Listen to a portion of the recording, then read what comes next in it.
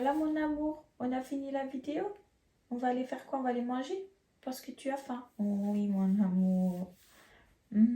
T'es en forme, hein? T'es en forme, hein? Hello ma baby, j'espère que vous allez bien. Donc moi je suis de retour dans une vidéo. Donc aujourd'hui ça va être une vidéo un peu différente de d'habitude. Et je vous avoue que ça fait quand même assez longtemps que je devais faire cette vidéo. Pour vous avouer, j'aurais déjà même dû faire cette vidéo à l'entrée de... Enfin, genre quand j'ai commencé sur YouTube.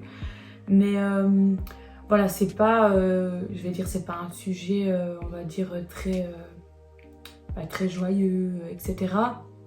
Donc c'est vrai que je voulais pas trop arriver sur YouTube en mode, casseuse d'ambiance, etc. Mais voilà, ici c'est vrai que j'ai beaucoup réfléchi et je voulais bien prendre le temps en fait pour faire cette vidéo parce que c'est un sujet assez sensible et je vais pas dire qu'il fallait que je sois prête parce que en soi, je veux dire, je pense que voilà, pour moi émotionnellement, je veux dire, il y a rien qui a changé. Enfin voilà, il y a du temps qui s'est écoulé, mais bon voilà.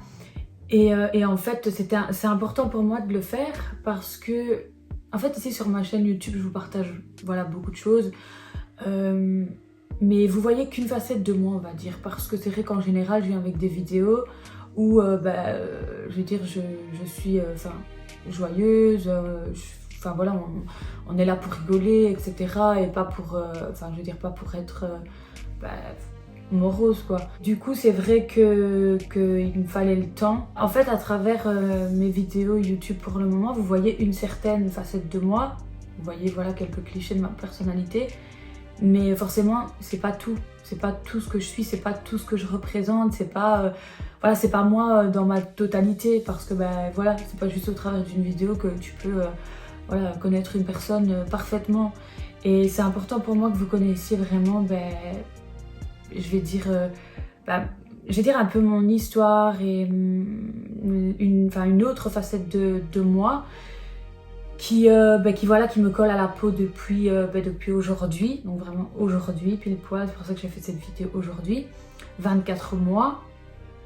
Et c'est vrai que je vais essayer déjà de pas commencer à pleurer parce que sinon j'arriverai jamais à faire la vidéo, mais c'est important pour moi vraiment que vous me connaissiez plus en fait. Parce que parfois je remarque qu'il y a des gens, vous me faites des messages sur les réseaux sociaux et tout, et genre vous me posez des questions, vous comprenez pas parfois ce que je veux dire, ou pourquoi j'ai ce comportement, ou pourquoi je fais telle chose, ou pourquoi je dis ça.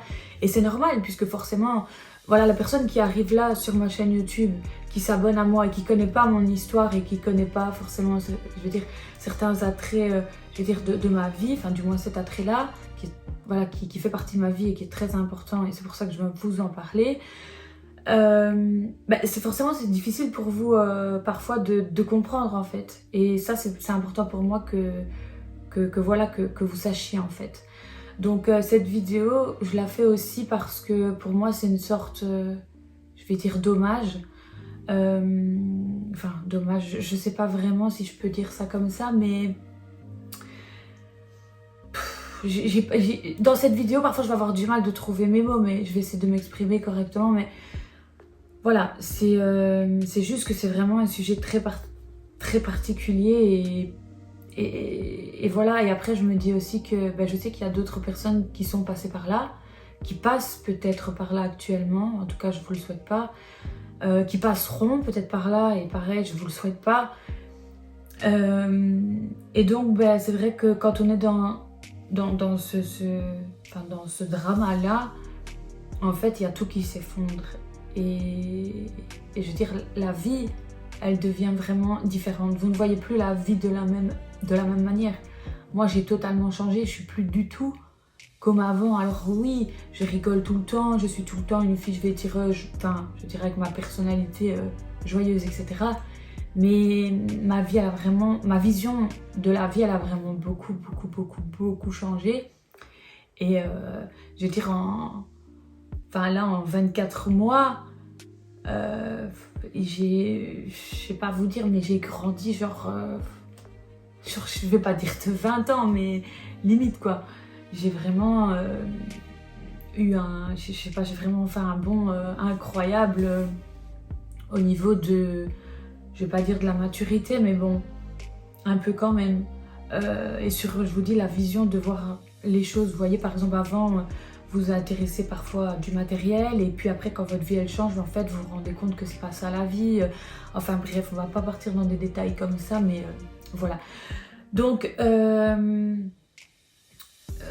je me dis aussi que cette vidéo, elle pourra peut-être, je vais pas dire aider des gens, parce que honnêtement, vous aider, c'est totalement faux. Je peux pas vous dire que je vais vous aider si vous passez par là aussi.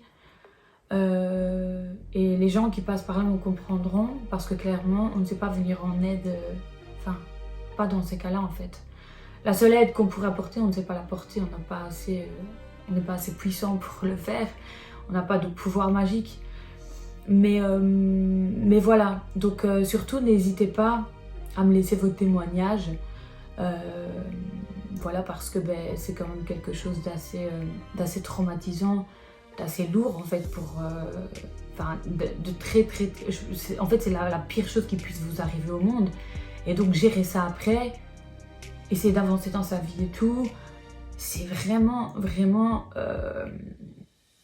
enfin déjà c'est horrible, mais il y a plein de mots très, je veux dire, que je pourrais employer, mais c'est vraiment très compliqué.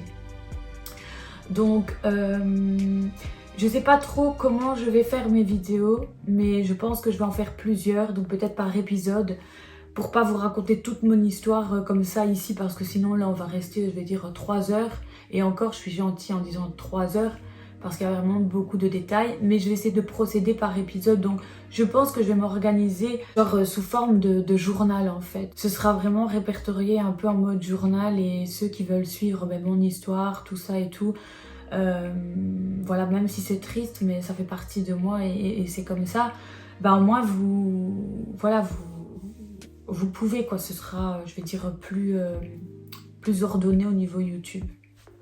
Voilà. Donc, comme vous avez pu le voir dans l'intitulé, voilà, donc, et pourquoi je fais cette vidéo aujourd'hui? Donc c'est parce que avec mon chéri, donc il y a 24 mois en arrière, aujourd'hui, enfin jour pour jour, hier et aujourd'hui en fait, vous allez comprendre.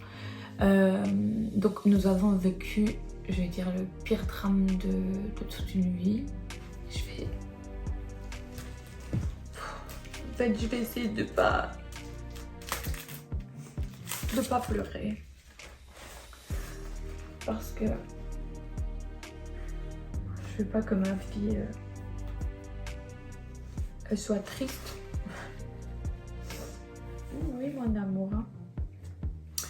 Mais voilà, je veux quand même en parler parce que c'est mon fils et c'est comme ça. Voilà, donc je vais pas rentrer dans les détails là, dans l'histoire en elle-même, parce que je vous dis, je ferai peut-être une autre vidéo. Voilà, ou peut-être, je sais pas, si vous avez des questions à ce moment-là, je répondrai sous forme de vidéo. Mais voilà, donc il y a 24 mois d'ici, nous avons perdu donc notre fils. Et donc c'est notre premier bébé. Désolée de pleurer, mais voilà, ça c'est dur. Et donc pour que vous compreniez, en fait, hier, nous étions le 26 juin donc 2022. Et notre fils est décédé donc le 26 juin 2020. Donc il y a 24 mois. Et aujourd'hui, le 27 juin, c'est sa date d'anniversaire. Donc pour ceux qui se diraient, mais Armelle, il y a un problème là. Donc en fait, mon fils est décédé avant de naître. Voilà, tout simplement. Voilà, donc mon fils est décédé le 26 juin 2020 dans mon ventre, hein, in utero. Et il est né le 27 juin, donc parce que mon accouchement a eu lieu, entre la journée, nuit du 26 juin au 27 juin, hein, voilà. Et donc il est né le 27 juin à 10h38. Donc aujourd'hui, c'est vrai que les jours ici, bon, c'est des dates, donc c'est très, voilà, pour nous c'est très marquant. Voilà, hier c'était la date de son décès. Et aujourd'hui, ben, c'est son anniversaire. Donc d'ailleurs aujourd'hui, enfin hier nous sommes allés sur sa tombe. Et aujourd'hui, ben, voilà, je retournerai sur sa tombe parce qu'aujourd'hui je vais mettre ses petits ballons pour sa naissance. Et donc mon fils est décédé donc 5 jours avant l'accouchement. Ouais, donc 5 jours avant l'accouchement. Donc on avait une date d'accouchement qui était prévue. On devait rentrer voilà, pour un déclenchement.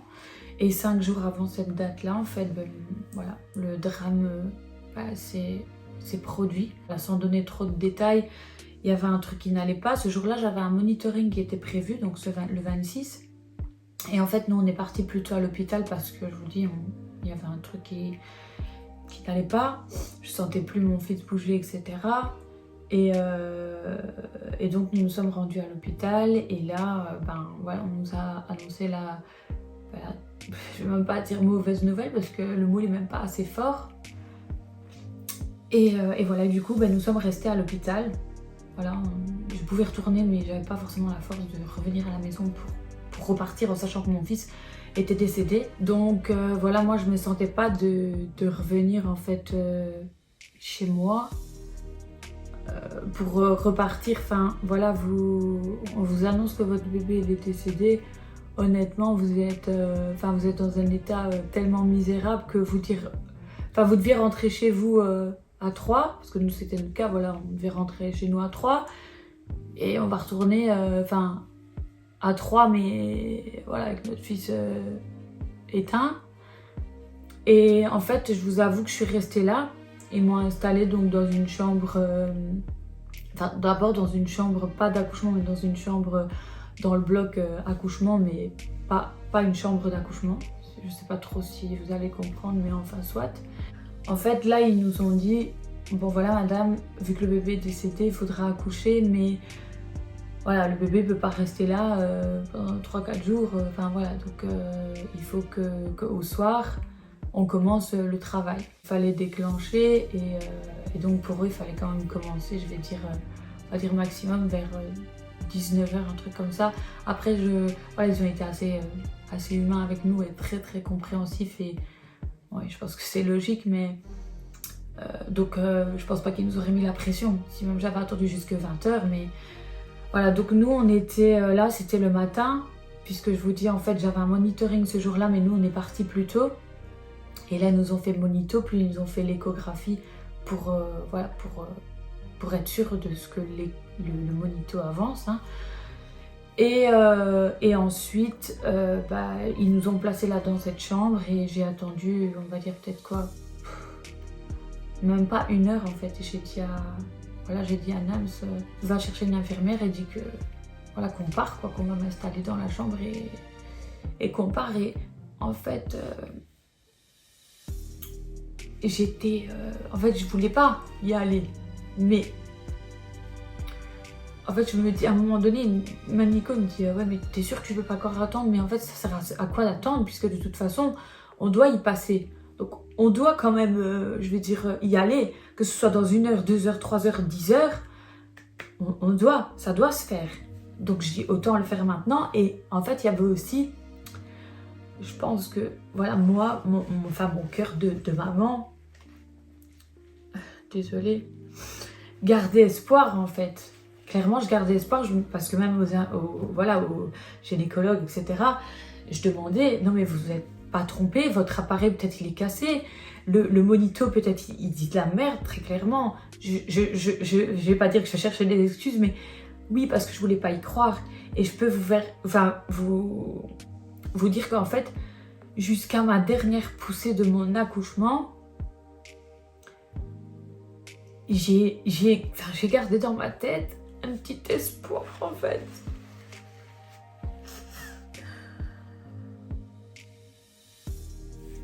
C'est rien mon amour.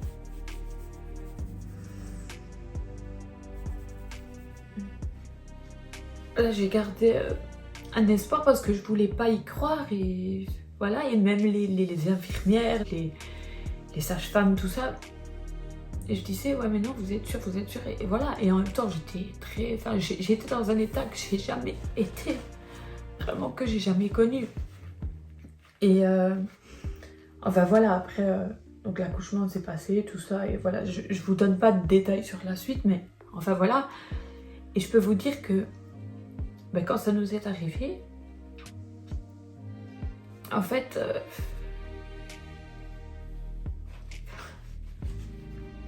votre vie elle est vraiment détruite d'une manière considérable en fait. Et donc Nico et moi en fait ça faisait 10 ans qu'on était ensemble. Enfin quand on a eu notre... Enfin quand je suis tombée enceinte de Kendall. Et en fait, je vais dire, je suis tombée enceinte. Après, j'avais arrêté la pilule. Au bout de 8 mois, je suis tombée enceinte. Voilà, je suis tombée enceinte de mon fils. C'était notre premier. On était genre... voilà, tout était prêt. On a tout préparé. On attendait son arrivée avec impatience. Enfin, voilà. C'est comme des parents, quoi, qui attendent leur enfant. Et en fait, quand ça nous est arrivé, on n'avait pas de... Enfin, je veux dire, on n'avait plus rien, limite. Et quand je dis plus rien, c'est oui, il y avait notre couple, évidemment. Mais il y a... Enfin... Voilà, je vous avoue que franchement, j'ai compris, quand ça nous est arrivé, j'ai compris en fait les gens, genre qui sont tellement dans un mal-être que genre ils veulent mettre fin à leur jour, vous voyez. Parce que c'est vrai qu'en fait, quand vous êtes de l'autre côté de la barrière, que vous ne vivez pas par exemple ce genre de choses, vous ne pouvez pas comprendre, par exemple, parfois des comportements des gens en fait, mais dans la vie de tous les jours. Et moi, c'est vrai que ça a beaucoup changé sur moi parce que, enfin, ça a eu un impact incroyable sur moi parce que, moi j'étais une vie très joyeuse. Jamais j'ai eu des idées noires dans ma tête, genre de penser au suicide, etc. J'ai jamais pensé à tout ça, vraiment jamais. Mais quand ça m'est arrivé, j'ai eu en fait une peur. Je sais même pas vous expliquer, mais c'était vraiment une peur dégueulasse, mais je peux même pas vous dire comment en fait. J'étais tout le contraire de ce que j'étais. Donc genre j'étais une fille très souriante, très naninana, très positive et tout. Et là je suis devenue mon opposé, mais vraiment mon opposé. Et je peux vous dire que pendant les 4 jours où j'étais à l'hôpital, franchement, avec Nico, clairement on avait envie de se jeter du 4e étage. C'était pas pour... Ah, c'est vraiment pas pour le dire comme ça pour la vidéo. Genre c'est vraiment vrai quoi. Parce que en fait, là notre petit fils, c'est tout pour nous. C'est notre Dieu, enfin voilà, c'est notre Dieu, c'est tout. Voilà, comme notre fils, Seigneur, c'est notre déesse, c'est notre... voilà, ils sont tout pour nous. Et je vous dis, on était vraiment dans le mal. Quand on est rentré chez nous, je peux vous dire que vous êtes vraiment pas bien. Parce que forcément, vous devez supporter tout ça, assumer tout ça. Et en fait, vous avez plus envie de rien. Moi, je voulais voir personne.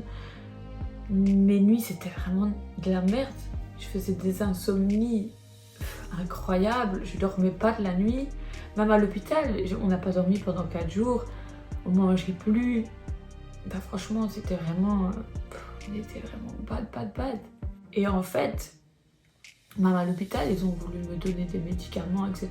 pour dormir, mais moi, j'ai pas voulu. Et je pense que j'ai pas voulu avoir ça parce que... parce que je voulais... Si je m'en sortais, c'était de moi-même, en fait. Mais pas... voilà, pas en étant sous traitement médicamenteux ou que sais-je. Mais voilà, ça a été très difficile. Et aujourd'hui, bien sûr qu'émotionnellement, ça l'est toujours. Voilà, mon fils, c'est mon fils. Il nous manque tout le temps. Et on pense tout le temps à lui. Mais voilà, on a décidé d'avancer à 2. On essaie de... Je vais pas dire de vivre avec, mais on n'a pas trop le choix en fait. On n'a pas trop le choix. C'est soit tu n'avances pas et tu limite, bah, tu mets fin à tes jours, ou alors tu décides d'avancer, mais tu fais pas semblant. Voilà, donc vraiment, tu avances. Et voilà, c'est l'option qu'on a choisie. Et alors, pour vous expliquer aussi tout ce truc sombre, c'est que en fait, et quand je dis sombre, je parle pas de mon fils en lui-même, parce que pour moi, mon fils, c'est un rayon de soleil. On l'a rencontré et bien sûr, on l'a pas rencontré dans les conditions qu'on voulait. Mais je vais dire, on a pris ces moments-là parce que c'est tout ce qu'on avait. Vous voyez, donc, je veux dire, on n'aurait rien pu avoir de plus. Enfin, c'est tout ce qu'on pouvait avoir de mieux, en fait. Voilà, profiter de notre fils décédé. Et quand je le dis, ça sonne faux et en même temps, c'est vrai.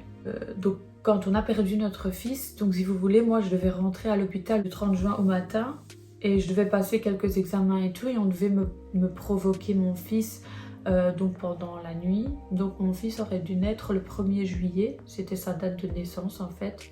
Donc je pouvais pas aller à terme avec lui, et donc c'est cette date qui avait été fixée. Le 25 juin, j'avais fait ma dernière échographie au matin à 11h30, tout allait bien. Voilà, c'est franchement, j'ai eu le... Voilà, ma gynécologue m'a dit, bon ben on se voit dans 5 jours pour l'accouchement, etc. Moi j'étais vraiment prête parce que l'accouchement c'est pas quelque chose qui m'effraie ou quoi que ce soit. Et en fait, ce qui est, dans toute cette histoire, et bien sûr ce ne sont que des détails, c'est même pas ça, je vais pas dire que c'est ça le plus malheureux, mais en fait le 30 juin, c'est le jour où je suis censée rentrer à l'hôpital pour, qu'on me déclenche, etc.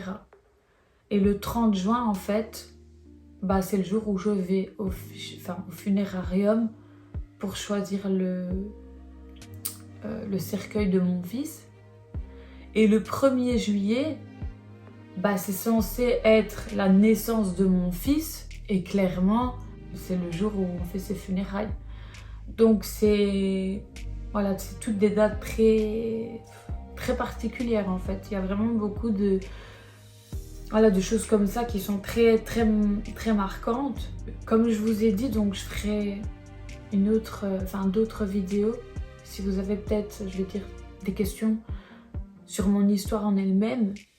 Mais voilà, c'est important pour moi de faire ça pour que vous puissiez peut-être comprendre aussi parfois certains de mes comportements ou quand je parle, vous voyez.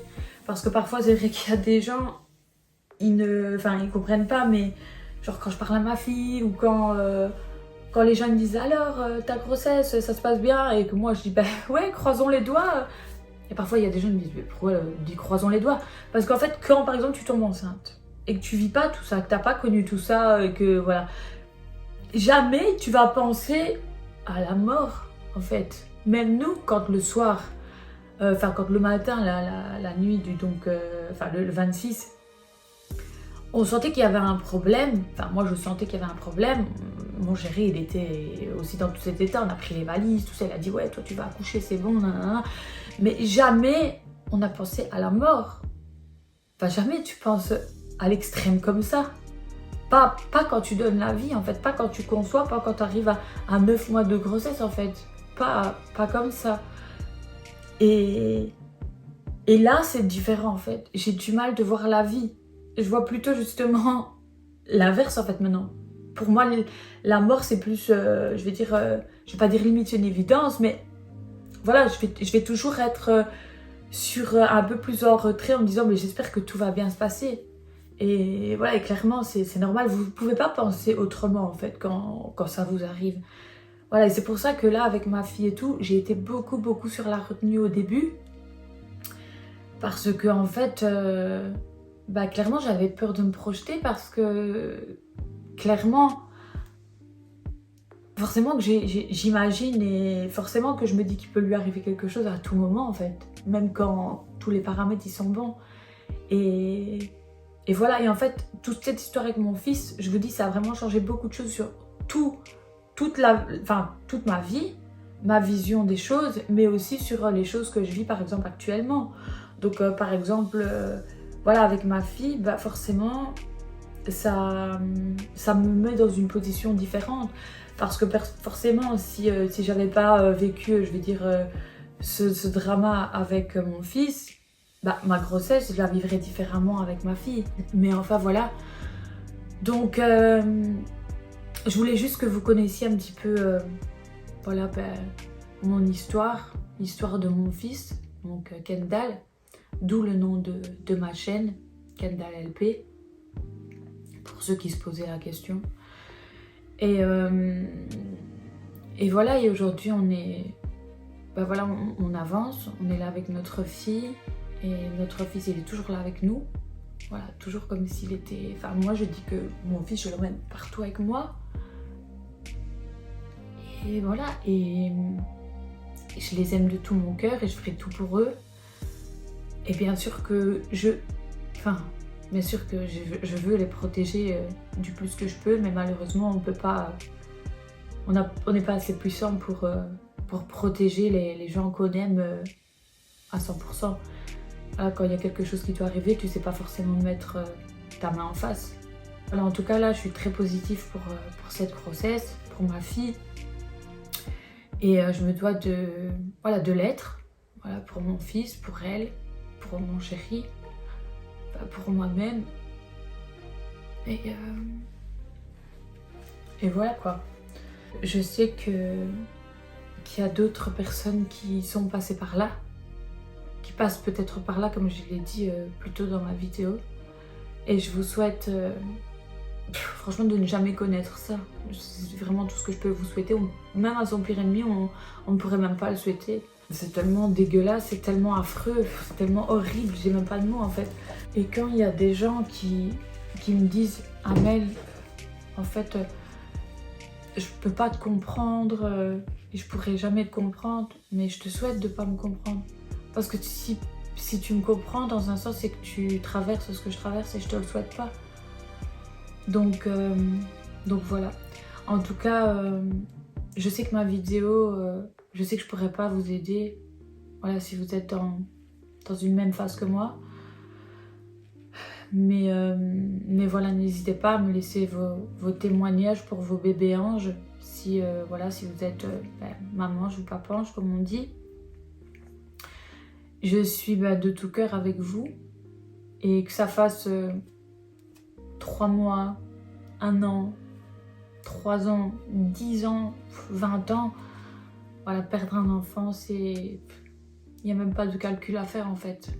Voilà, c'est juste horrible, c'est affreux. Et peu importe, tu perds ton enfant à n'importe quel âge. Il n'y a même pas de timing, il n'y a même pas d'arrêt en fait. C'est affreux et c'est tout.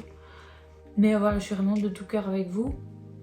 Et j'ai une grosse pensée pour tous ces bébés anges.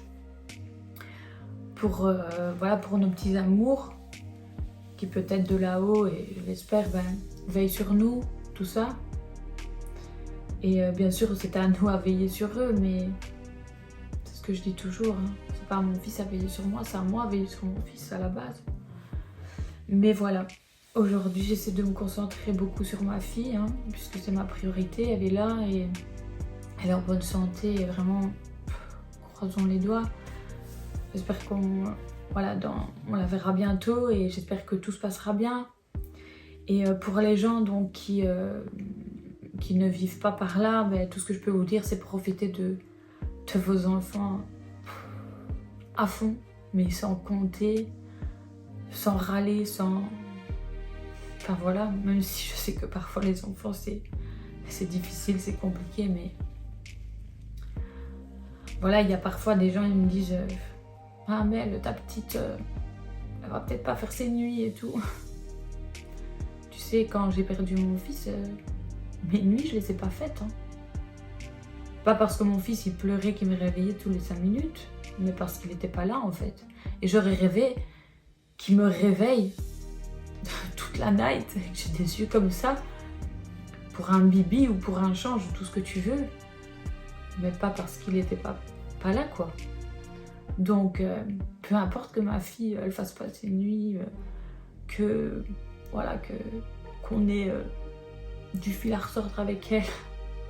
Enfin voilà, voyez-le comme vous voulez, mais tant qu'elle est en bonne santé, qu'elle respire la joie de vivre, qu'on la voit s'épanouir, qu'on la voit grandir, évoluer, qu'on vit en famille et que voilà, qu'on fasse plein de choses ensemble pour elle et tout. Et voilà, c'est tout ce qui compte. Donc vraiment profiter en fait à fond de tous les êtres que vous aimez en fait, de vos proches, que ce soit vos parents, vos enfants, enfin voilà, vos frères et sœurs, tout le monde quoi. Soyez plus conscients en fait que la vie ça tient que à un fil et que la vie c'est beaucoup plus de tristesse, de malheur que de belles choses finalement, enfin que de choses je vais dire joyeuses. Donc quand il y a des moments joyeux, vraiment prenez-les sans ronchiner et voilà, et essayez de relativiser aussi quand vous avez des plus petits soucis ou des choses